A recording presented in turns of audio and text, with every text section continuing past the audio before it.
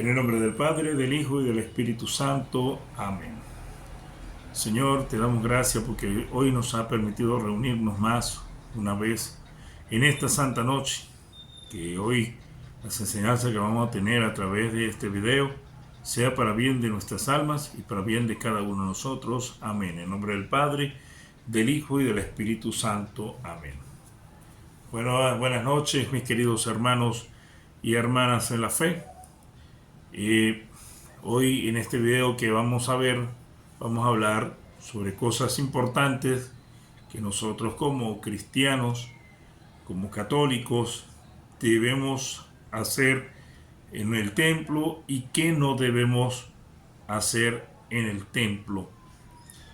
Y este es un video que espero que les guste a cada uno de ustedes. No sé si YouTube lo pondrá de manera, lo hará viral, aunque lo dudo, pero bueno, vamos a lo que vamos a dar esta pequeña catequesis. Muchos de ustedes se preguntarán ¿qué es la iglesia? Muchos creen que la iglesia es un templo. No, la iglesia somos todos los bautizados en Cristo. Nosotros somos el templo vivo del Espíritu Santo, el cual no es nuestro cuerpo, el cual nosotros debemos cuidar, no profanar y mantener en sano juicio. Y muchos profanan el templo de Dios. Cuando me refiero al templo de Dios me refiero al cuerpo, cuando se mandan a hacer tatuajes, cuando hacen con su cuerpo lo que se les da la gana. Eso es una manera de profanar el templo de Dios. Ahora bien, vamos a hablar sobre cosas, unos tips muy importantes sobre qué se debe hacer en el templo y qué no se debe hacer en el templo, o mejor dicho, qué se debe hacer en la Santa Eucaristía y qué no se debe hacer en la Santa Eucaristía. Aquí estamos para aprender, para corregirnos, para enseñar cada vez más a ustedes y que ustedes también me enseñan a mí, que es lo importante, aprender cada vez más de la palabra de Dios, aprender cada vez más de cómo comportarnos en un templo católico. Lo primero que tenemos que hacer cuando se entra al templo es ir a saludar al Rey de Reyes, al Señor de Señores, que está vivo y presente en el Santísimo Sacramento del altar. Es ahí donde tenemos que entrar, saludarlo al Señor con reverencia y pedirle por cada una de nuestras necesidades, por nuestros familiares, por nuestros seres queridos, por lo que tú quieras pedirle al Señor en ese momento. Es un momento de intimidad, del encuentro cara a cara con el Señor. Eso es lo que debemos hacer cuando entramos al templo. ¿Qué no debemos hacer cuando entramos al templo? Muchos cometemos, porque yo cometemos porque yo también lo he cometido, que llegamos al templo y en vez de saludar al Señor, lo que hacemos es saludar al que está a nuestro lado, a Pedro Pérez, a María Petronila, etcétera, etcétera, cuando en realidad estamos sin querer, con esa actitud, aunque no lo hacemos de mala intención, pero sin querer, estamos profanando la casa de Dios. Otro hecho muy importante también es que en la casa de Dios hay que prepararnos para ese encuentro con Jesús en la Santa Eucaristía. ¿Cómo? A través del silencio, a través de la oración, aprovechando esos 5 o 10 minutos que quedan antes de iniciar la Eucaristía para tener esa conversación con el Señor. ¿Cómo podemos hacerlo? Rezando el Santo Rosario, realizando la liturgia de las horas, haciendo la lección divina, haciendo una oración de lo más profundo de nuestro corazón. Y, ¿por qué no? Si tenemos el pan diario o la Sagrada Biblia, meditar la palabra en ese momento y pensar qué es lo que el Señor quiere decirme a mí como cristiano, como católico en este momento?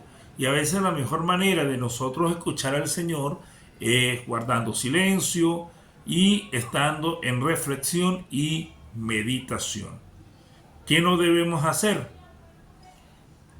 Hablar en el templo con el que está a nuestro lado, gritar, muchas veces hablamos en tono alto.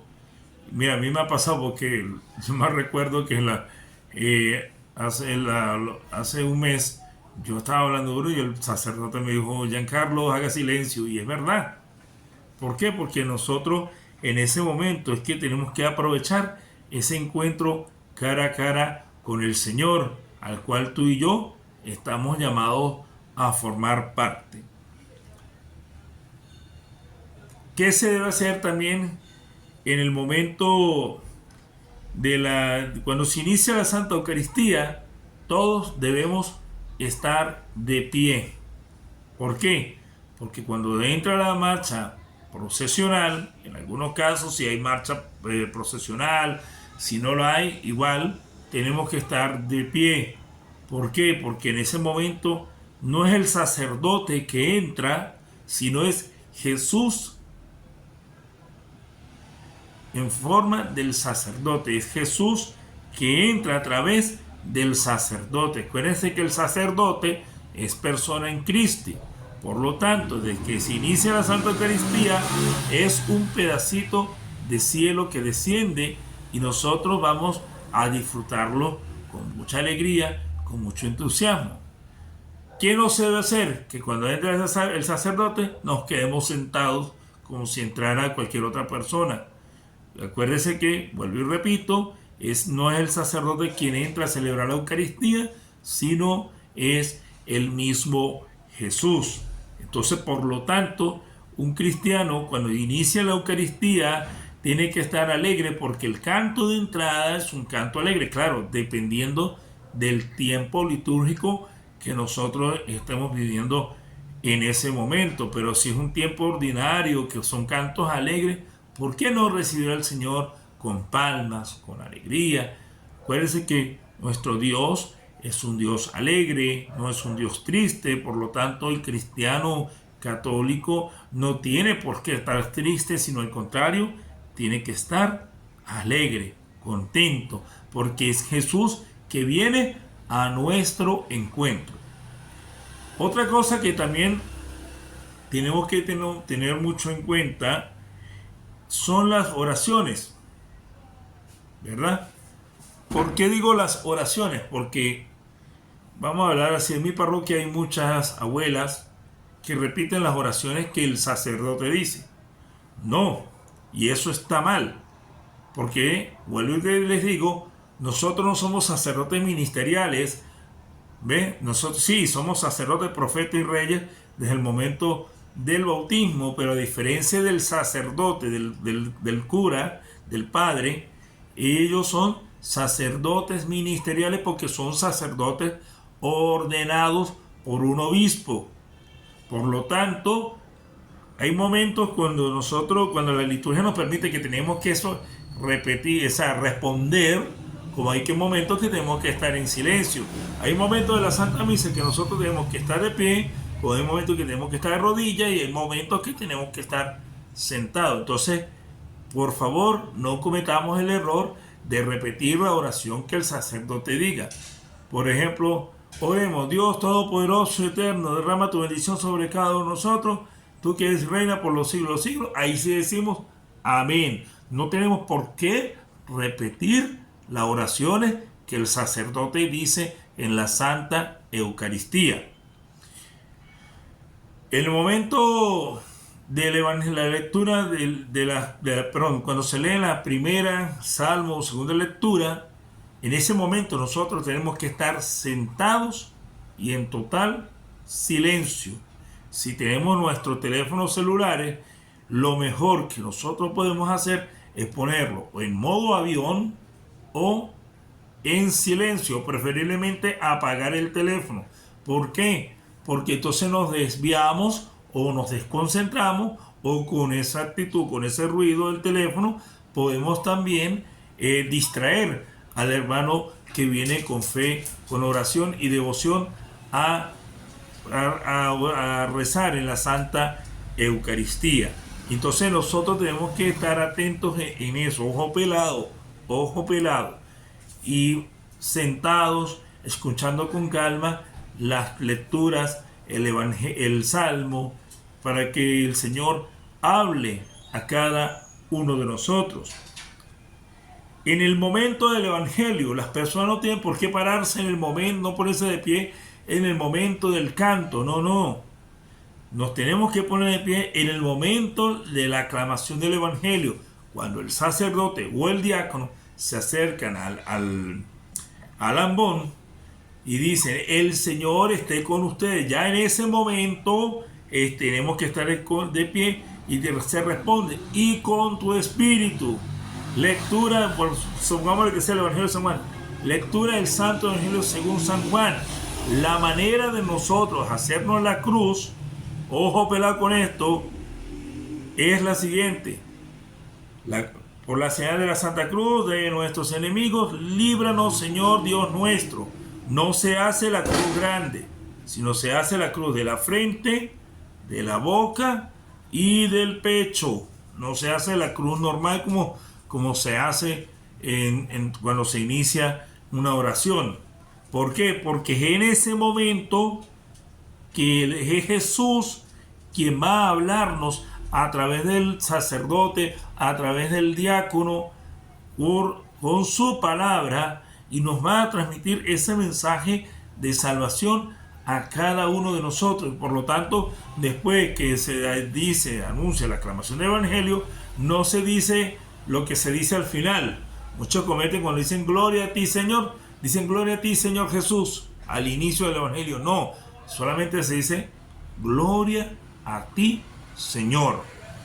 Guardamos silencio, nos mantenemos de pie, el sacerdote o el diácono hacen la aclamación del Evangelio, la lectura del Evangelio, y cuando él termina de leer el Evangelio, el sacerdote o el diácono dicen: palabra del Señor. Ahí sí tenemos que decir: gloria a ti, Señor Jesús.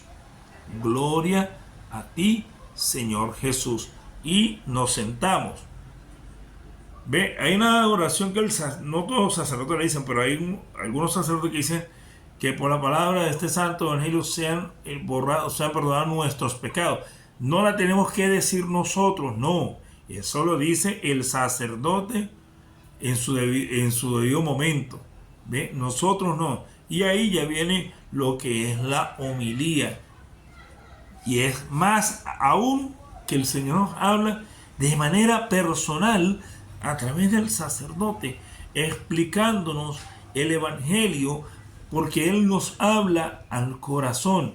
Y es por eso es ahí donde debemos aplicar las normas del buen hablante y del buen oyente. Mirar al que habla. A veces muchos cometemos el error de que cuando el sacerdote está predicando, miramos para los lados, estamos mirando el reloj. Ay, este padre sí habla. Ay, este padre. Si supiera que en ese momento es cuando nosotros estamos criticando al mismo Jesús, lo estamos criticando. Entonces tenemos que tener ojo pelado en ese momento. Tenemos que tener ojo pelado en ese momento. ¿Por qué? No es a Jesús, pero no es al sacerdote a quien se critica, sino es a quien Él representa, es quien criticamos. Entonces, muchas veces decimos: ay, pero ese padre habla tanto, ese padre dura mucho tiempo hablando. Pero, hermanitos y hermanitas, déjeme decirle tristemente, lamentándolo mucho, no es al sacerdote quien criticas, es al mismísimo Jesucristo que nos está hablando a través del sacerdote. Por lo tanto, cada vez que nosotros vayamos a misa y vamos a escuchar la homilía, preparémonos, hermanos, psicológicamente y espiritualmente, hermanitos, porque el Señor tiene una buena noticia para cada uno de nosotros. Muchas veces necesitamos una palabra de ánimo, una palabra de entusiasmo, y es ahí donde el Señor quiere actuar en ti y en mí. Entonces, ojo pelado con eso. Otra cosa que también nosotros como católicos debemos hacer en el momento de la oración de los fieles es estar ya de pie, no quedarnos sentados, de pie, porque es ahí, en ese momento donde nosotros estamos ofrendando nuestras debilidades al Señor. ¿Ve? Diciéndole, Señor, ruega por nosotros, o mejor dicho, estamos haciendo la oración universal, pidiendo por el mundo entero.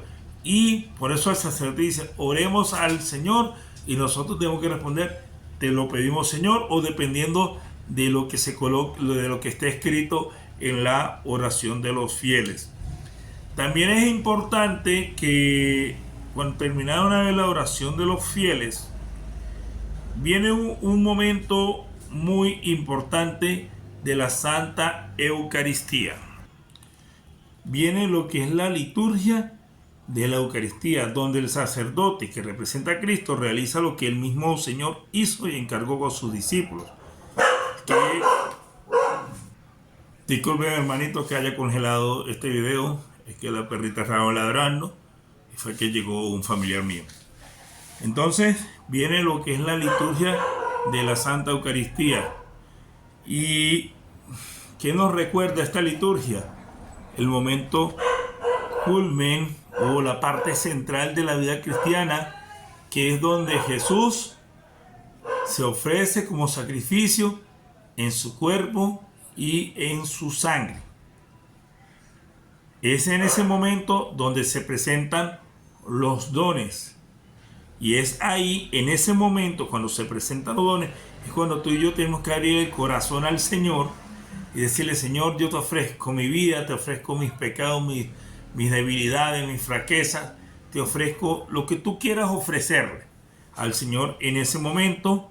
Esa es la mejor limosna que nosotros como cristianos podemos dar. Entonces, viene la parte principal de la Santa Misa, que es la Sagrada Eucaristía. Como decía, hermanos, entonces es donde Jesús se hace presente en la Sagrada Eucaristía, es donde nosotros tenemos que, como dice, entregar nuestras ofrendas, lo que hay en nuestro corazón. En ese momento cuando se está presentando los dones, nosotros tenemos que estar en total silencio y de pie, preparándonos para el gran momento, para ese gran acontecimiento como lo es la Santa Cena, la Santa Eucaristía, la parte central de nuestras vidas como cristianos. Una vez iniciado el rito, aquí tengo el librito, dice que, por ejemplo, cuando después que el sacerdote presenta las ofrendas, da gracias al Padre por toda la obra de la salvación y convierte las ofrendas en el cuerpo y la sangre de Cristo, que es la plegaria eucarística. También dice, distribuye a los fieles el cuerpo y la sangre de Cristo, que ya sería la parte de la comunión. Pero vamos a hablar primero de lo que es la consagración de la Santa Eucaristía. Cuando el sacerdote, en el momento de la consagración, hay una parte, ahí estamos de pie, pero hay una parte que él, en la parte donde él está, por decir, cuando se canta el santo, ¿verdad? Terminado el santo, es el momento, el sacerdote que llega y dice, santo eres en verdad, Señor Dios Todopoderoso. En este momento, cuando él impone las manos sobre el cáliz y la hostia, o sea, el cuerpo y la sangre del Señor, es en ese momento donde nosotros nos ponemos de rodillas. Y es en ese momento donde nosotros abrimos nuestro corazón y en silencio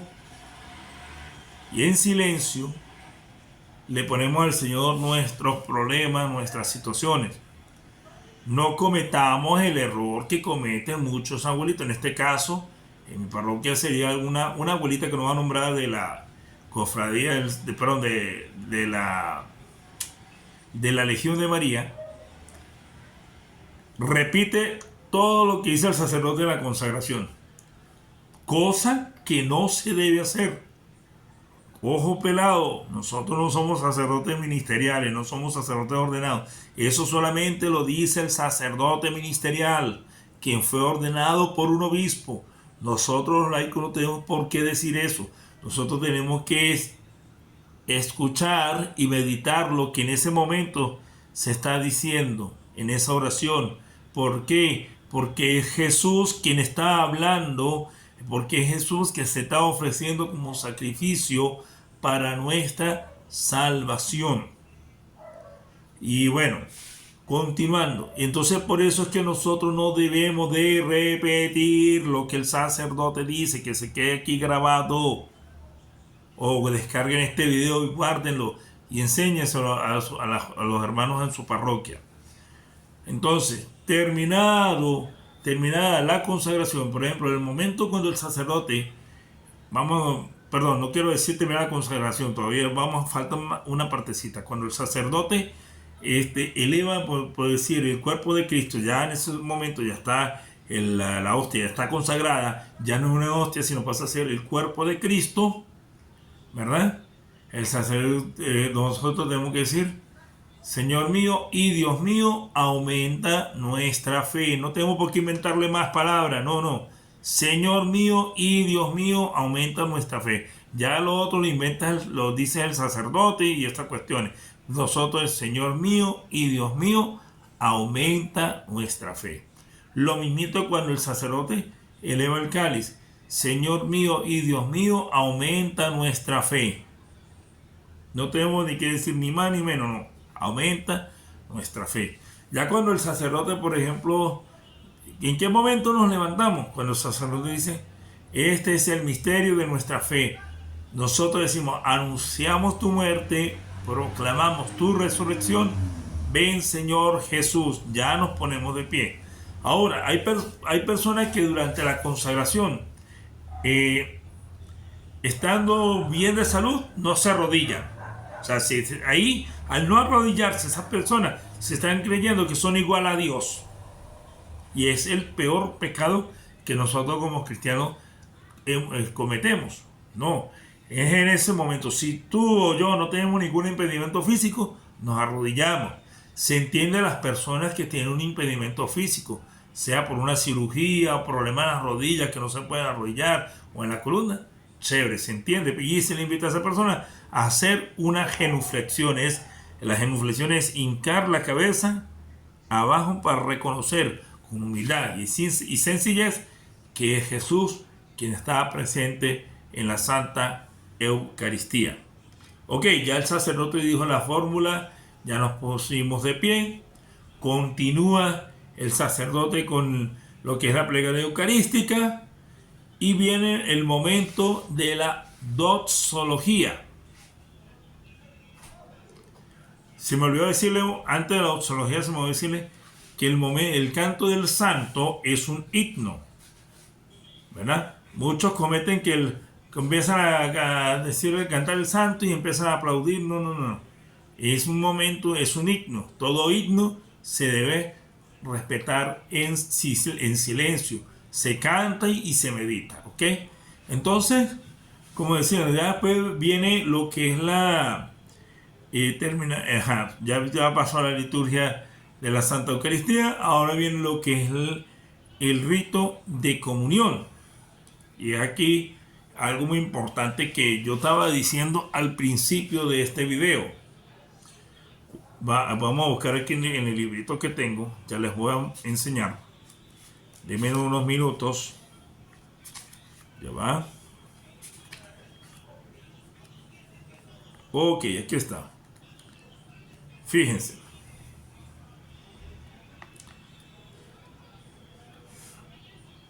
Dice así: el rito de comunión. La asamblea es ahora más comunidad de Cristo, ya que se reafirma el reconocimiento de Dios como nuestro Padre, que es la oración. Se renueva nuestra condición de hermanos, que es el rito de la paz. Cristo nos continúa alimentando con su mismo cuerpo y sangre, salvándonos y comunicándonos así la vida eterna, que es la Santa Comunión.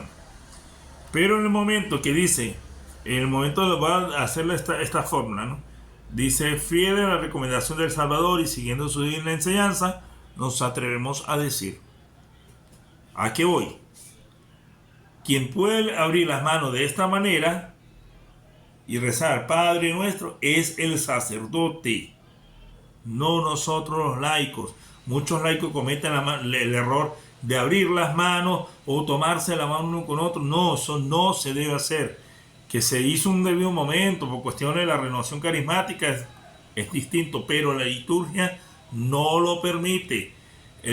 La manera exacta de poner nuestras manos en el momento del Padre Nuestro es así: Padre nuestro que estás en el cielo, santificado sea tu nombre, venga a nosotros tu reino, hágase tu voluntad en la tierra como en el cielo. Danos hoy nuestro pan de cada día, perdona nuestras ofensas, como también nosotros perdonamos a los que nos ofenden. No nos dejes caer en la tentación y líbranos del mal. Ojo pelado, en ese momento no se dice amén, porque hay una oración que continúa y nosotros tenemos que mantener las manos en esta posición. Y ya les voy a decir en qué momento se deja de poner las manos así. El sacerdote prosigue con la siguiente conclusión del Padre Nuestro. Líbranos de todos los males, Señor, y concédenos la paz en nuestros días, para que, ayudados por tu misericordia, vivamos siempre libres de pecado y protegidos de toda la perturbación, mientras esperamos la gloriosa venida de nuestro Salvador Jesucristo. Ahí nosotros respondemos, tuyo es el reino, tuyo el poder y la gloria por siempre, Señor. Continuamos con las manos así. Y el sacerdote prosigue, Señor Jesucristo, que dijiste a tus apóstoles, la paz les dejo, mi paz les doy. No tengas en cuenta nuestros pecados, sino la fe de tu iglesia, y conforme a tu palabra, concede la paz y la unidad, tú que vives y reinas por los siglos de los siglos. Amén. En ese momento sí ya dejamos de hacer así. Ahí ya, normalmente, ponemos nuestras manos como queramos, sueltas, cruzadas, como ustedes quieran. Y después dice al Salvador de la paz, el Señor esté siempre con todos ustedes. Nosotros respondemos, y con tu espíritu. Desen fraternalmente el saludo de la paz. Es ahí donde quiero llegar. El saludo de la paz. Y es donde yo quería llegar. Cuando se da el saludo de la paz, que es el abrazo de la paz, que es la misma cosa, nosotros le damos el abrazo o el saludo de la paz al que está al frente de nosotros, a nuestra izquierda, a nuestra derecha y a nuestra espalda. No tenemos por qué mover nada, porque yo estoy en este banco y entonces resulta que María Petronila está en el banco del último banco de la iglesia, entonces yo me salgo y me voy para allá. O María Petronila viene donde ya está, dame el abrazo de la paz a mí. No, porque eso ya sería un despelote, un alboroto. Entonces sería darle el abrazo de la paz al que está al frente, a nuestra izquierda, a nuestra derecha y el que está atrás de nosotros. Es a ellos quien tenemos que darle el abrazo de la paz. Y muchos cometen el error. Por ejemplo, todavía se está cantando el cordero y empiezan a cantar, ¡eh! ¡La paz! ¡Eh! No. El templo no es un supermercado, ni mucho menos un centro comercial. Es la casa de Dios, donde nosotros tenemos que actuar con prudencia, porque todo Dios lo está observando. Terminado el momento, el rito de la paz, ¿verdad? Viene entonces el cordero. Fíjense, litúrgicamente no se puede hacer un canto de paz. La liturgia no dice que se puede hacer un canto de paz. Y muchos coros, en muchas parroquias, cometen ese gran error. No se puede hacer un canto de paz, sino automáticamente nos vamos al cordero. El canto que se debe hacer en el momento del abrazo de la paz es el canto del cordero. Si me están entendiendo si hay algún coro que me está viendo este video, no se hace un canto de la paz, sino el cordero, se hace el canto del cordero. Continuamos. Viene el momento de la comunión. Dice, el celebrante muestra en alto a la asamblea el cuerpo de Cristo ya partido por nuestra salvación, juntando un pedazo de la hostia sobre el otro. Eso le llama el momento de la doxología, cuando el sacerdote hace la fracción del pan y dice: este es el Cordero de Dios que quita el pecado del mundo. Dichosos los invitados a la cena del Señor. Y nosotros tenemos que responder: Señor, yo no soy digno de que entres en mi casa, pero una palabra tuya bastará para sanarme. Y eso hay que decirlo con fe y devoción. Y hay una parte que el sacerdote dice en privado. Y vuelvo y repito, muchos abuelitos y muchas personas dicen esa oración que no deben decirla, que es la que dice el sacerdote: el cuerpo y la sangre de Cristo guarden y custodien nuestras almas para la vida eterna. Amén. Si el sacerdote la dice en voz alta, solamente nosotros pues vamos a responder amén y ya. No tenemos por qué repetir la oración. Vuelvo y les repito, nosotros no somos sacerdotes ministeriales. No fuimos ordenados por un obispo. ¿Ven? La diferencia, nosotros somos sencillamente laicos. El momento de la comunión.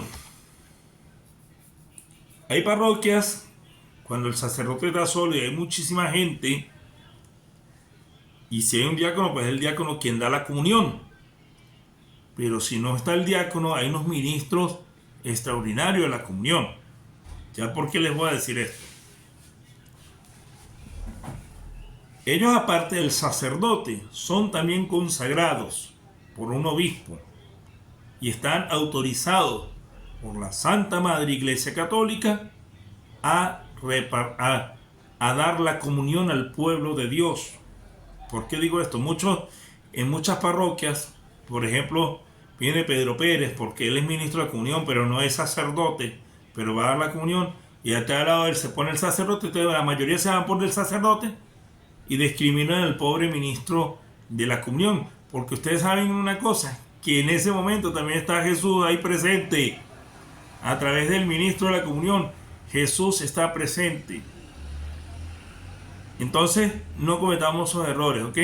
Sea el ministro de comunión o el sacerdote, igual se va a recibir el cuerpo de Cristo. Una corrección que quiero hacerle también a los ministros de la comunión.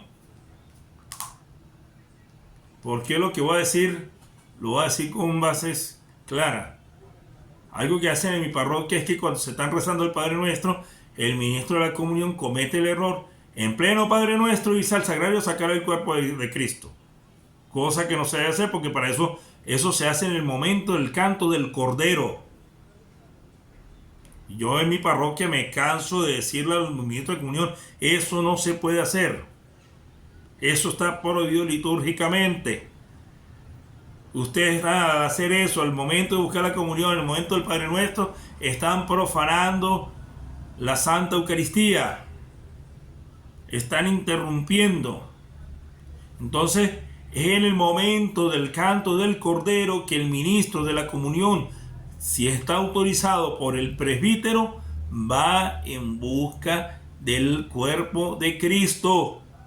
Y si hay un diácono o un seminarista, el ministro de la comunión no debe levantarse su puesto, porque ya para eso hay unos ministros, como le dijera yo, consagrados y ordenados, que pueden ir a cumplir dicha función. El ministro de la comunión hace su función en la parroquia en ausencia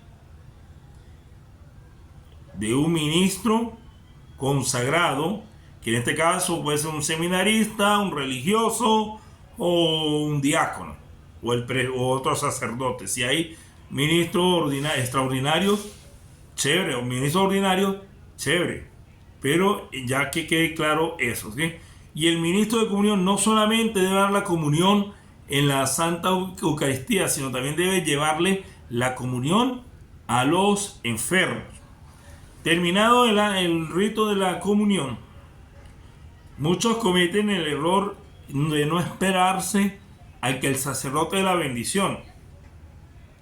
Porque usted sabe que viene el rito de la comunión, el que el sacerdote purifica, y en el momento donde el sacerdote está purificando el cáliz, ahí tenemos que guardar silencio. Los coros en ese momento ya no canten, no deben cantar, debe haber un total silencio. No puede haber ni cantos, ni cuchicheo, no. Silencio total. Es un momento de reflexión. Ya cuando el sacerdote, terminada la purificación, él hace una oración final. Ahí nos ponemos todo de pie. Cuando el sacerdote dice, oremos, ahí nos ponemos de pie, hermano. Y el sacerdote dice la oración y nosotros concluyemos diciendo amén. Después vienen los anuncios. Bueno, nos sentamos, escuchamos los anuncios parroquiales. Es importante escuchar los anuncios parroquiales, porque ahí también habla Jesús. Y muchos cometen el error, porque el padre habla mucho en los anuncios comerciales, en los anuncios parroquiales. Algunos, por faltar el respeto al sacerdote, dicen que ya ha dado una segunda homilía. Y nosotros los mismos católicos, ojo, somos así. Y se nos olvida que no es el sacerdote, es el mismo Jesús que está ahí presente dándonos una información parroquial. Y muchos se van del templo sin esperar la bendición. Pues déjame decirle, hermanito, si tú eres uno de los que se va del templo sin recibir la bendición del sacerdote, no te vas bendecido. Pierdes todo. Pierdes la hora que tuviste en la Santa Eucaristía. No te vas bendecido. Porque tú le estás diciendo en ese momento a Jesús, tu bendición me importa un bledo. ¿Lo sabía? Le están diciendo a Jesús, tu bendición me importa un bledo. Entonces, ojo pelado con eso. Y en el momento que el sacerdote dice, el Señor esté con ustedes, ya nos ponemos de pie y con tu espíritu. El sacerdote dice, la bendición de Dios Todopoderoso, Padre, Hijo y Espíritu Santo, descienda sobre ustedes como yo por siempre. Nosotros podemos decir, amén. El sacerdote dice, pueden ir en paz. Nosotros demos gracias a Dios.